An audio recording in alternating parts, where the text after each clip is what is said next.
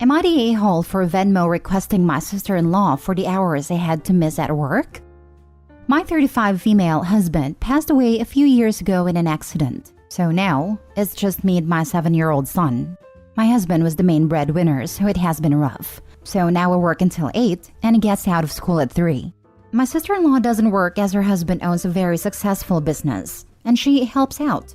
Sister-in-law picks my son up from school and brings him to her house to hang out / do homework until I can pick him up.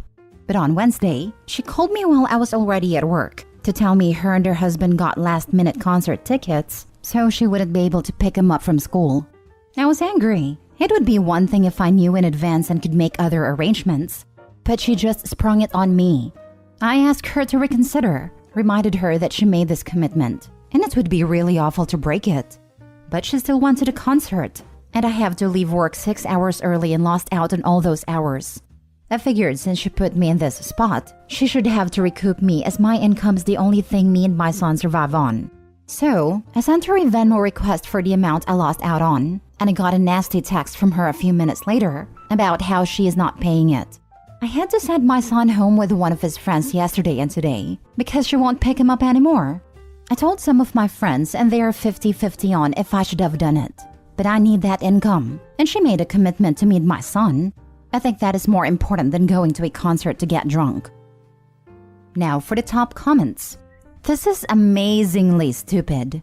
Your sister-in-law is babysitting for free, and you want to charge her money when she cannot babysit for free?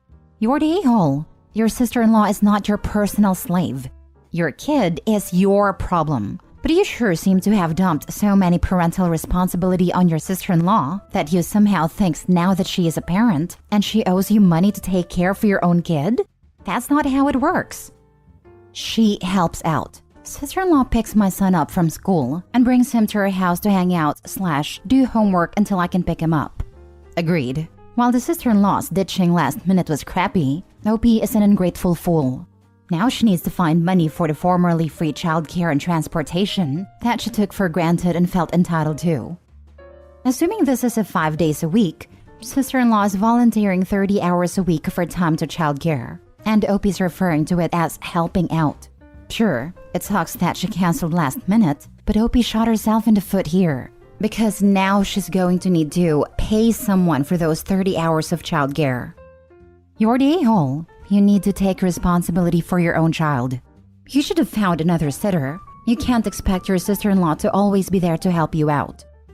I've been an aunt for more than half my life, and I feel lucky that my siblings always made their kids available to me to love and train and support. It's been a huge part of my life. But demand I give up my life because they have kids was never their inclination, let alone their right to assume. Opie doesn't seem to understand that her needs and her sister-in-law's priorities will sometimes differ. It comes across as super entitled. I mean, you're giving a fine to someone for not giving free labor? I wonder if the sister sprung it on her last minute. Because when she tries to plan things, she gets the bleeding heart stories from Opie to guilt her into babysitting when she doesn't want to. It sucks to live in a world where many parents do rely on family help, because wages are almost cancelled out by childcare if you have a minimum wage or similar job. I don't know that that's the case here. I'm just assuming. But even if she is struggling, which I really do empathize with, that's a societal issue, not a sister issue, and her sister is already doing too much. Next story. Am I the a-hole for treating my stepson like an adult? So, I, 25 female, have a stepson Riley, 8 male. My husband Harry, 29 male, has full custody, and his job has sent him away for a whole month. So I'm taking care of Riley. Now, I will admit I don't know much about children. I'm the youngest person on both sides of my family, and growing up, I spent most of my time in hospital or getting bullied by my cousins. So I genuinely have no clue about what kids get up to. Obviously, I know the basics, like homework, playdates, etc., but I never really paid much attention to what Riley did every single day when he had nothing scheduled because my husband took care of them. I asked my husband about how I was supposed to entertain Riley, and he said that I should just let him do his own thing until he says he's bored. But that didn't feel right to me. Like I should bring him home from school and just let him sit in his room with his iPad? That does not sound healthy. So, I decided that I should teach him things like baking, card games, board games, etc. And so far, he's learned how to make cupcakes with minimal support, and he's learned how to play chess, checkers, and 5 card games. I've also taught him things like how to lay a table and table etiquette, a few silly little magic tricks, and how to do a really crappy British accent to annoy my British father. I made sure he stayed on top of his homework and social obligations too. Then he spent last weekend with my in-laws, and when I picked him up, mother-in-law was very annoyed at me. Apparently, he kept asking her to let him bake all weekend, and he refused to do anything besides card games with father-in-law all weekend too. She said that I wasn't letting him be a child and entertain himself because I felt inadequate as a step-parent, which I guess is true. Then she complained to my husband, and she's been pestering him to let Riley stay with them until he's back. He's also annoyed at me because he told me to let Riley get up to his own thing, and instead I overthought it, and they said I was treating him like an adult and was stealing his childhood. My parents also said that it was weird of me to be so worried about Riley keeping himself busy, and this all could have been avoided if I chilled out. So am I the a-hole? Not the a-hole. It's deeply concerning to me that your in-laws see avoidance and neglect as a better parenting style than being engaging and actually teaching him things. No kidding. The kid's not a plant you need to just water occasionally. Sounds like you were being a great stepmom. Not the a-hole. Sounds like she made some everlasting core memories with this child. He'll be so excited to bake with his stepmom all the time. Not the a-hole. Not the a-hole. Are they seriously mad that you engaged with a child, taught him life skills in a way that he enjoyed so much he asked to do it again, and enjoyed playing card games? They're angry you're so much better than they are. It's not good for kids to spend all their time on screens. Interactive playing games and baking are great activities for a kid and are in no way forcing adult responsibility on a kid. You and kiddo are the only two who aren't a-holes.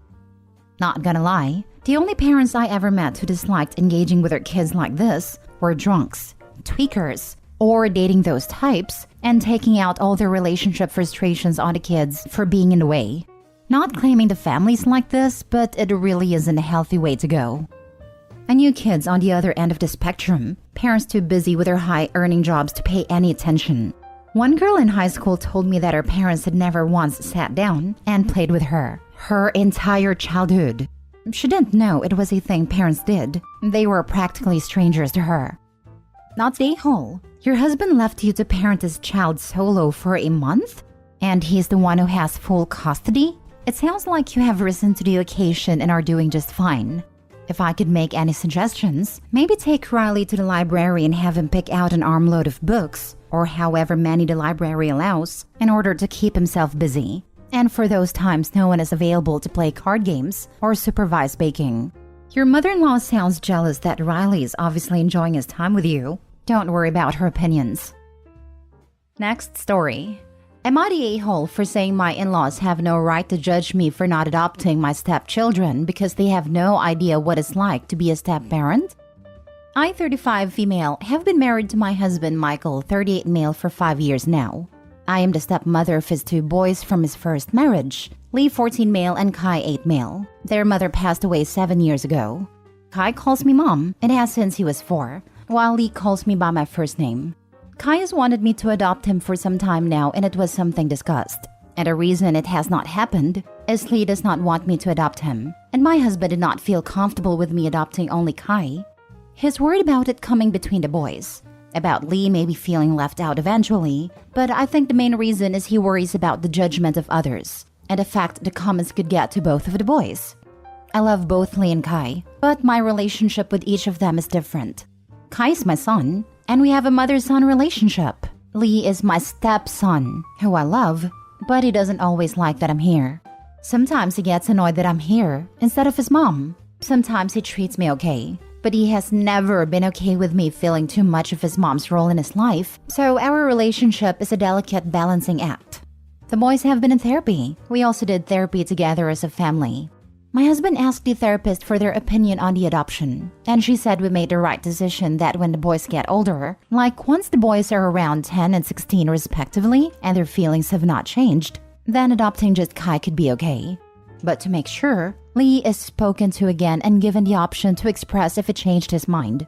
This has been challenging because so many people have opinions.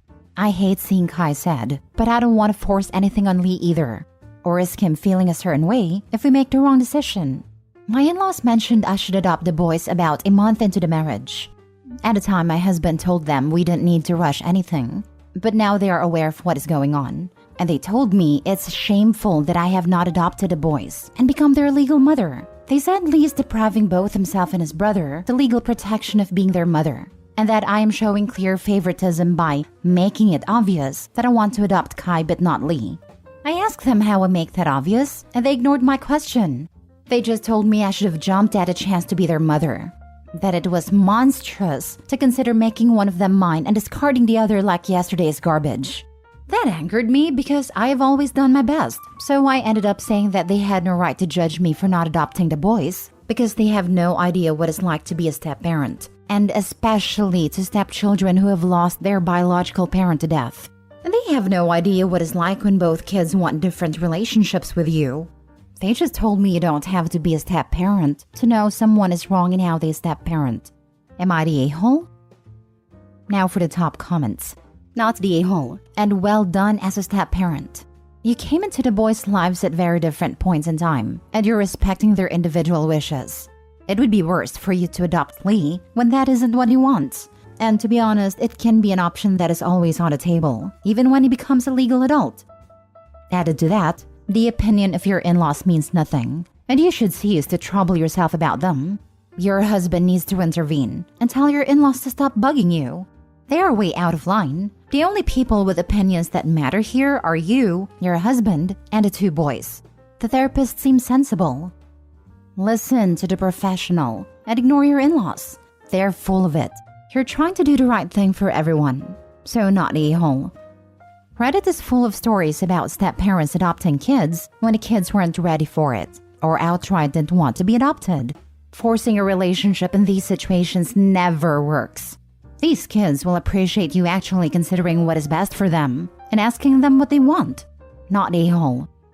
Not the a-hole, but do speak with an attorney about living wills and advance directives.